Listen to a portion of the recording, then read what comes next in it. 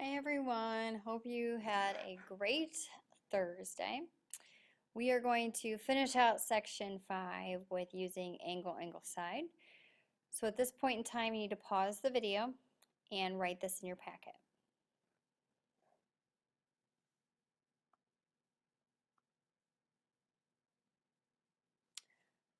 So anytime that you have an angle, and then the remote side,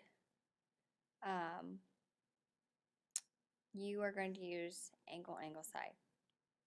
All right, so this is different than angle, side, angle because the side is not in between the two angles. It's on the other side. So let's prove this. Take a moment now to write down this proof. Draw the picture, please, in your notes, and draw out what you know. Okay, so angle K is congruent to angle M. That's given here, and it's already drawn there. And JK is congruent to segment JM. That's given there. Now we have JL bisects angle KLM. So what does a bisector mean? It means that it creates two congruent angles. So these two angles are going to be the same. So let's go ahead and write that out. We have angle KL, and it looks like it's J. I'll highlight that so you guys can see what angle we're talking about. We're talking about this angle, angle KLJ, this part right here. So angle KLJ is congruent to angle MLJ, and that is this angle here, MLJ. And we can say that because of the definition of an angle bisector. Can't forget that angle. So it looks like we have an angle, and a side, and so therefore we can just say these two triangles are congruent because of angle, angle, side.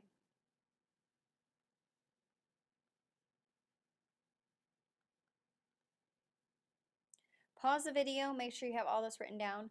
Re-watch it, please. If you do not understand how I got these steps, please re-watch it at this time.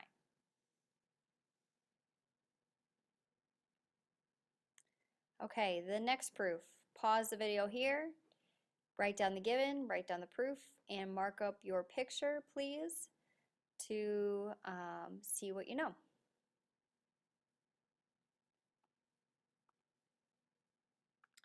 Okay, we have angle DAC is congruent to angle BEC. So DAC would be right here. It's congruent to BEC, which is right here. And then angle DC is congruent to, or excuse me, DC, the segment, is congruent to BC, the segment. So this picture might be a little confusing when you first look at it. So I'm going to highlight what triangles we're trying to prove congruent. We're trying to prove that ACD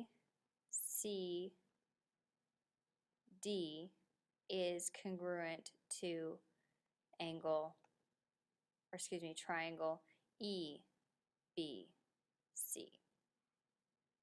So those two big triangles we're trying to prove congruent.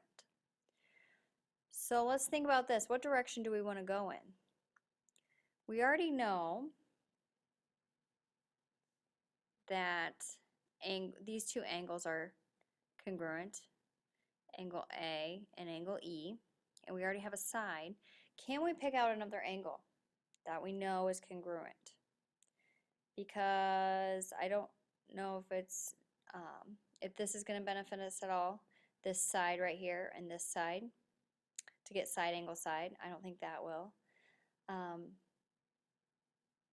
Side, side, side won't benefit us, but I'm looking for another angle. Well, what about angle C? Do they both share angle C? Of course they do.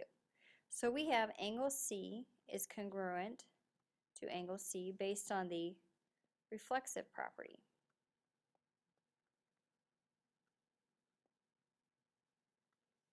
So now we just have an angle,